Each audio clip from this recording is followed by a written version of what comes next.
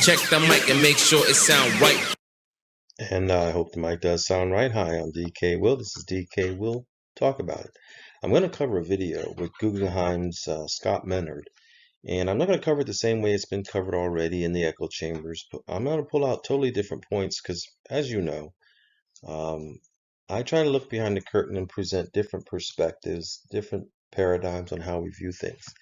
And I think what I'm going to be able to show you by parsing through this video here from Bloomberg is how we regular folks are just eaters, just consumers, just guppies, just slaves.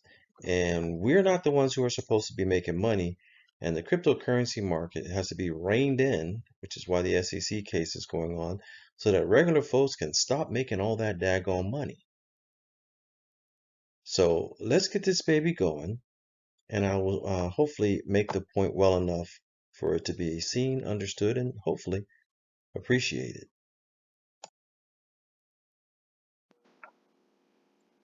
Those who come regularly to my channel here, DK Will Talk About It, know that I have zero desire to be a part of the echo chambers.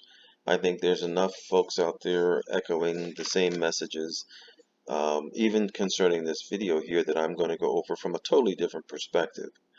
Because, as my introduction said, I'm going to try to highlight how we are viewed by, we'll say, the elite class, and hopefully by exposing that way we are viewed, it will help people to maybe pull their heads out of the echo chamber and recognize that maybe you are just being herded like sheep. Well, this video that I'm going to discuss, we have this gentleman here from Guggenheim. And just who is Guggenheim? Well, they're an asset management group. And as you can see here, Guggenheim Investments is the global asset management and investment advisory division of Guggenheim Partners, with more than $252 billion in total assets across fixed income, equity, and alternative strategies. We focus on the return and risk needs of insurance companies, corporate and public pension funds, sovereign wealth funds, endowments and foundations, wealth managers, and high net worth investors. We're going to talk about that. And we're going to hopefully show how we are viewed as exactly as what they refer to us as: eaters, consumers, basically locusts. It's not a very good view, folks, and we'll have to come to grips with that if we ever want to really pull ourselves out of that slavery mindset. But that's who Guggenheim is. Notice these people are referred to as high net worth investors, but us regular folks, we're just consumers. We're the little eaters.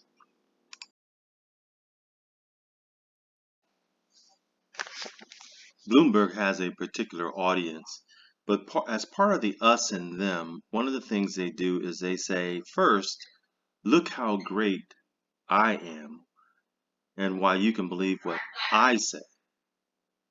And we can get glimpses of that starting here. Pay attention to what he says. It's Tom, I was an early believer in crypto. I remember looking into Bitcoin first when it was at $100. I did a presentation up at the Nantucket Project on crypto, how to deal with it, how to invest in it. And I really thought that, this is a viable investment vehicle. Okay, so you can believe me because I'm an early comer and I got all the credentials. And just in case you don't believe that I have all the credentials, let me give you a little hype man boost. The whole bit, everything is suspect. You're a really, really bright guy. I want you to explain the divide between Alan Auer at the Bank of International Settlements, who owns a high ground with Ken Rogoff at Harvard, on the study of Bitcoin, really bright guy, and the entire scarcity, the derived scarcity of it, with the community of Bitcoin that just seems miles apart, and they won't read Alan Auer. And you dumb consumers, you won't read that type of material. Did you hear it, folks? See, that's what they really, really think of you. Oh, you doubt it? Let's let this one continue playing just a little bit longer. Right. No, well, I think, look, because Bitcoin and any cryptocurrency at this point has not really established itself as a credible institutional investment. Right? That's a lie. Okay, institutions are investing. Coinbase has already said that months ago, 50% of their investing community was institutional investors. But see, this is to keep everybody who's a consumer out. And I'm going to elaborate on that some more, but let him finish. Let him finish. Right. It's really become the market of a bunch of yahoos and backwaters. And I know. Did you hear that? You yahoos and you backwaters, you idiots. I'm already going to be plastered on Twitter now. No, you're not going to be plastered on Twitter. You're going to be plastered on DK Will Talk About It. Because, you know, they don't want stuff like this to happen, folks.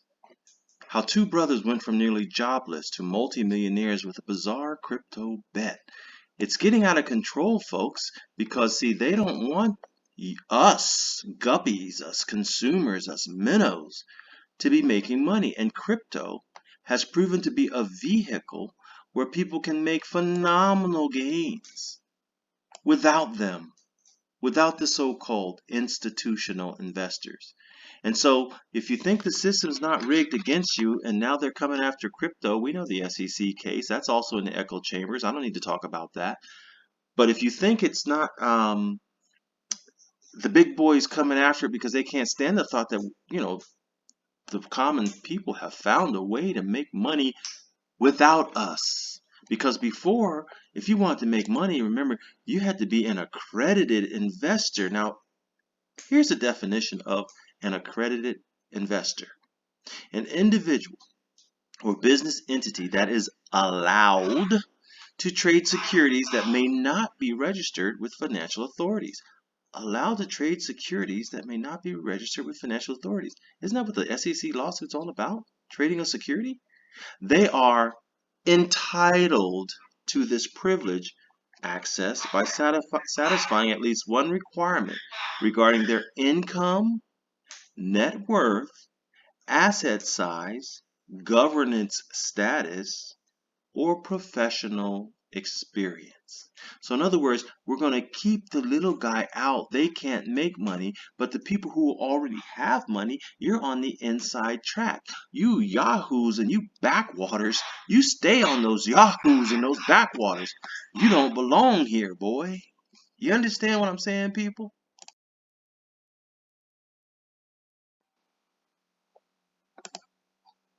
We got there, and then I began to look at it and say, why are we stopping here? And so my latest work, which is entirely technical because there's nothing else to look at here, is that we were probably going to hit $8,000 before. What was that number? 8,000 until we totally flush So you out have what's no going bond on. holdings? No. Okay, I mean, well, if I Until we totally flush out what's, got interrupted.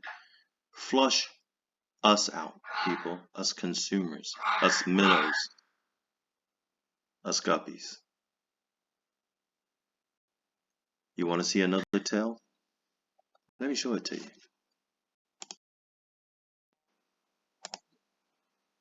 You're going to give me a 47 analogy here. Exactly. And the analogy is that we hit 20% inflation in 1946. The Fed stopped expanding the balance sheet, stopped monetizing debt. Fiscal spending was reduced at the end of the war. We had supply shocks as consumers looked to buy consumer goods at the end of the war. Factories were geared for wartime. And by 49, we had a mild recession. Stocks had pulled back 15 to 20%, and it went fine. It's the problem I'm seeing is. Well, I'm going to finish. The problem I'm seeing is, speaking for Mr. Menard, Scott, people are making money without my Guggenheim company. And we just can't have that. The consumers need to stop and give those money bags over because only we are supposed to be making the money.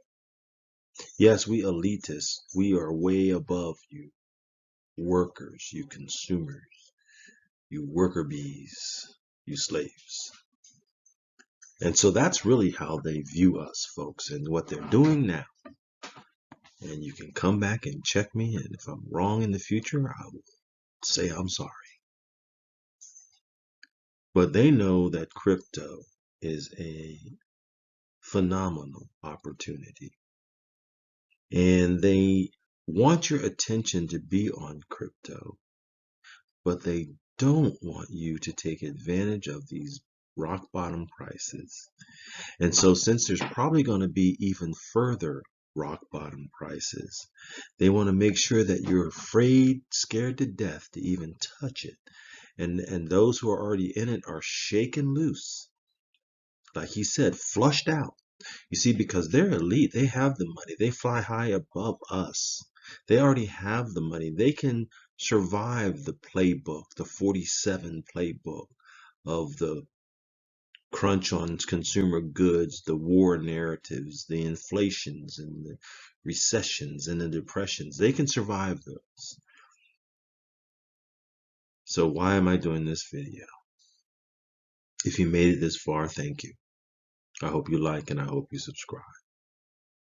I'm making this video because I want everyone's head to get out of the paradigms and the narratives, even get out of the echo chambers, folks, and begin to think for yourself and seek the truth. And it just pops out in front of you like a bright light. So what is the truth? Don't be afraid. When the crypto dives, look at it as a buying opportunity, because that's exactly what they're doing. And although they try to cover it over and they put these shows on and try to keep the consumer, the eater, the locust out of it, get right in it, folks. Because this opportunity won't happen again. Now, I'm not a financial advisor. I'm not a lawyer. I'm not a religious leader. I speak on all three topics and then some more because, see, this is DK. We'll talk about it. And I've talked about it. Have a wonderful day.